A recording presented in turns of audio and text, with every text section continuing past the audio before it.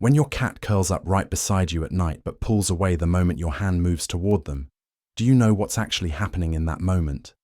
Most people think their cat is being contradictory, that the mixed signal means something is wrong, or that the bond isn't real.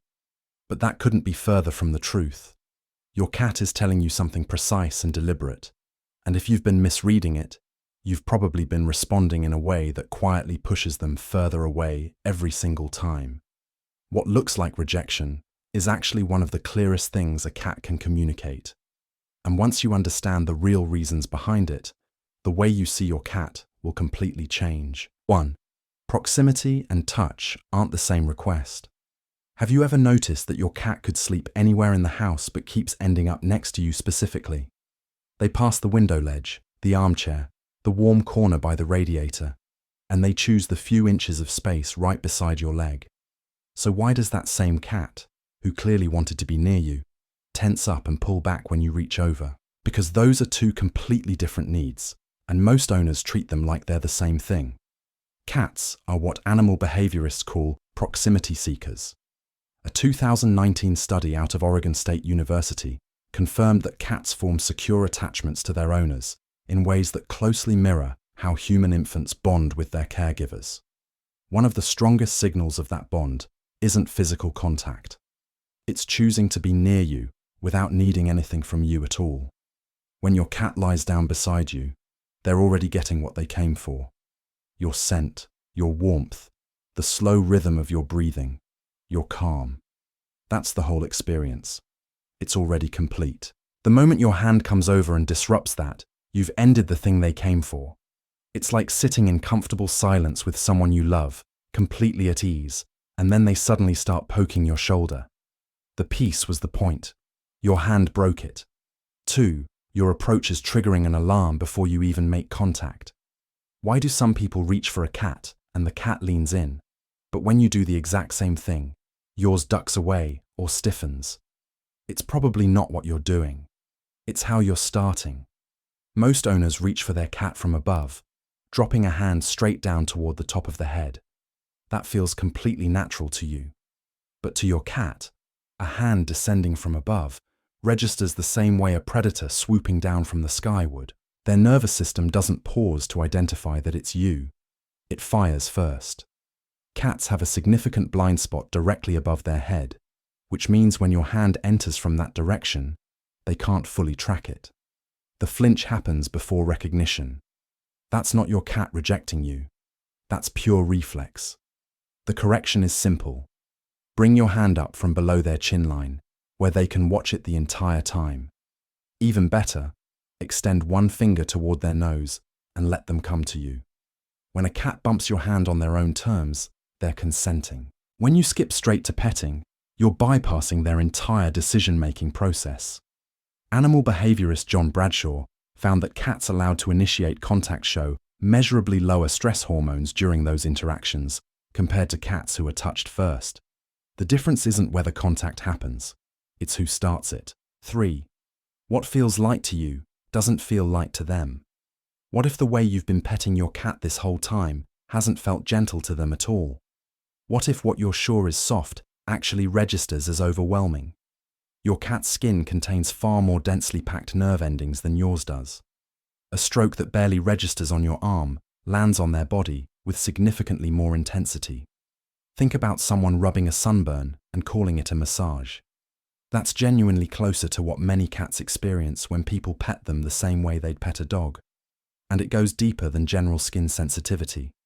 Cats have specialized sensory receptors called mechanoreceptors that detect pressure, vibration, and even minor temperature shifts across their body. Veterinary research has shown that certain areas, the belly, the lower back, and the base of the tail, are so loaded with these receptors that even moderate, well-intentioned touch can push a cat from relaxed to overwhelmed in a matter of seconds.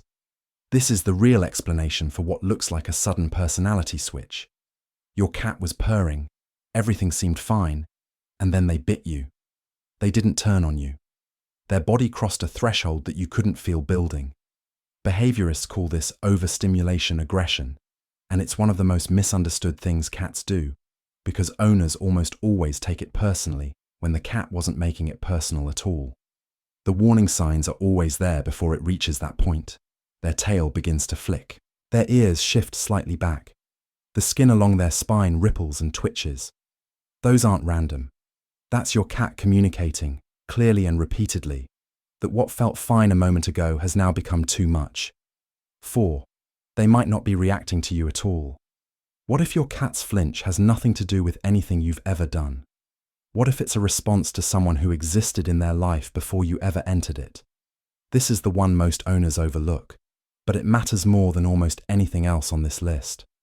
If your cat pulls away from your hand, even after months of living with you, even after consistent kindness, there's a real possibility that the response was wired in long before you met them. At some point in their past, a hand didn't signal safety.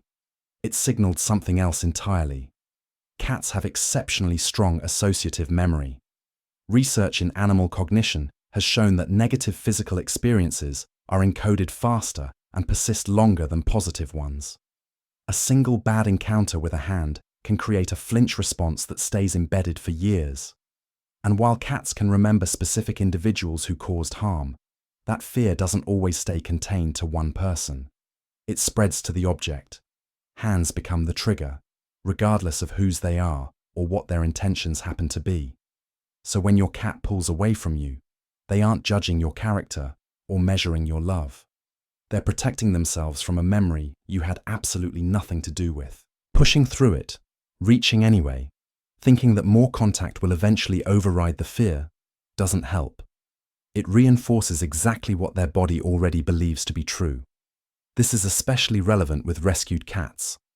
Shelters do extraordinary work, but they can't undo what a cat experienced before arriving. That wiring runs deep. But here's what matters. It isn't permanent. With time, with consistency, with experiences that are gentle and completely predictable, cats can build entirely new associations layered over the old ones. The original memory doesn't vanish, but the new one can grow strong enough to outweigh it. 5. Sleeping next to you is already them choosing you. Most people spend so much energy focused on whether their cat will accept being touched that they completely miss what's already happening. Your cat choosing to sleep beside you, night after night, in one of the most vulnerable states any animal can be in, is a profound statement. Sleep is when prey animals are most exposed. When a cat closes their eyes next to you, they're trusting that you won't hurt them while they're defenseless. That isn't casual. That's a decision they make deliberately, every single time. And the fact that they make it repeatedly, without being asked, says more about how they feel about you than any amount of purring or slow blinking ever could. Researchers studying feline sleep behavior have noted that cats consistently choose sleeping locations based on perceived safety. The fact that your cat keeps returning to your side, keeps choosing that specific spot, means you register as the safest thing in their environment. That's the bond. It's already there. You don't need to reach for it. 6. The test is happening whether you know it or not. Remember the idea that your cat is running a silent evaluation every time they settle in beside you.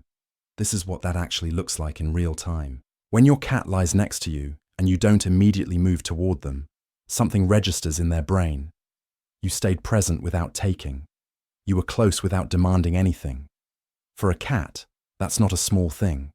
That's the entire language they've been trying to teach you. Cats don't extend trust in one sweeping gesture. They extend it in tiny increments, stacked carefully over time. Every moment you share space without grabbing, without pulling them closer, without interrupting what they came for, gets recorded. Behaviorists call this trust stacking. It's the slow, quiet process through which cats dismantle the walls their instincts built. Most owners don't realize the test exists, which means most owners fail it, not out of cruelty, but out of a completely understandable instinct to show affection in a physical way that their cat simply doesn't share. What's worth understanding is that the goal most owners are chasing, getting their cat to accept and enjoy being touched, is actually the secondary goal. The real one, the one your cat is actively evaluating you for, is whether you can be genuinely present with them without needing physical contact to feel close. That's what they're measuring. That's the standard they're holding you to every single time they lie down beside you. And the owners who figure this out, the ones who stop reaching and just stay, are the ones whose cats eventually close the distance on their own terms, not because they were worn down, because they finally felt safe enough to choose it. Your cat was never confused about how they felt about you. They were waiting to find out how you felt about them, and whether you could show it in a way that made sense in their world.